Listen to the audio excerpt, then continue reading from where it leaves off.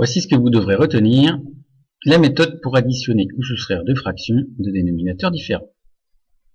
Prévoyez une feuille et un stylo, il y aura quelques exemples à faire pour voir si vous avez compris. Alors voici l'erreur classique, c'est d'additionner les numérateurs entre eux et les dénominateurs entre eux. Malheureusement, ça ne marche pas aussi simplement que ça, donc vous oubliez. Mais ce n'est pas si compliqué, rassurez-vous. Voici un exemple avec l'opération 3/5 plus 2 dixièmes. Il y a un rectangle qui est partagé en 10. Chaque case représente donc 1 dixième. Chaque colonne représente 1 cinquième. 3 cinquièmes du rectangle, c'est 3 colonnes. Ensuite, 2 dixièmes du rectangle, c'est 2 petites cases. On a donc colorié en tout 8 cases sur les 10, ou alors 4 colonnes sur les 5. Donc 3 cinquièmes plus 2 dixièmes, ça fait 8 dixièmes ou alors 4 cinquièmes. Voici les explications. Pour passer de 8 dixièmes à 4 cinquièmes, on divise le numérateur et le dénominateur par 2. Pour 3 cinquièmes plus 2 dixièmes qui est égal à 8 dixièmes, il faut mettre les fractions au même dénominateur. On va les mettre sur 10. Donc le 5 on multiplie par 2 et on fait la même chose au numérateur. On obtient donc 6 dixièmes plus 2 dixièmes, on peut alors additionner, on obtient 8 dixièmes. Pour obtenir 4 cinquièmes, même principe, on met les fractions au même dénominateur.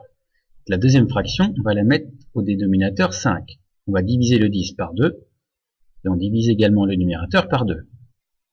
On obtient 3 cinquièmes plus 1 cinquième, ce qui fait bien 4 cinquièmes.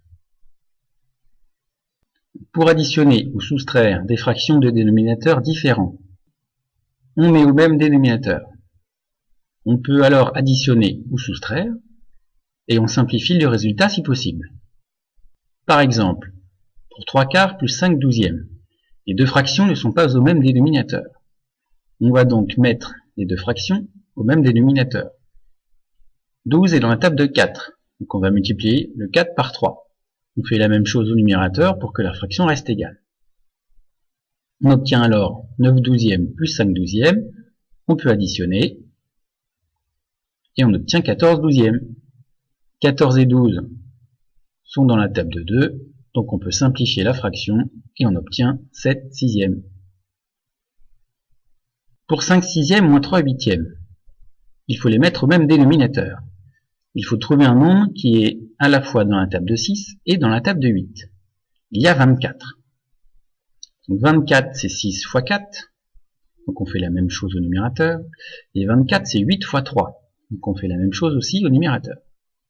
On obtient alors 20 sur 24 moins 9 sur 24, on peut maintenant soustraire, et on obtient 11 sur 24.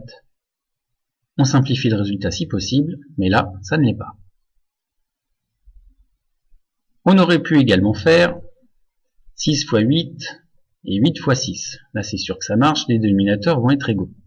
On obtient des dénominateurs égaux à 48, mais ce n'est pas grave, puisque 22 sur 48, ça se simplifie par 2, et on obtient le même résultat que précédemment. Il n'y a aucune méthode qui est meilleure que l'autre, l'important c'est d'arriver à un résultat simplifié. À vous maintenant, calculer les opérations suivantes et donner le résultat sous la forme d'une fraction simplifiée.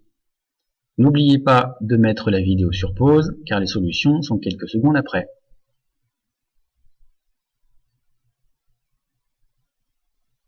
Voici les solutions. J'espère que vous aurez tout compris.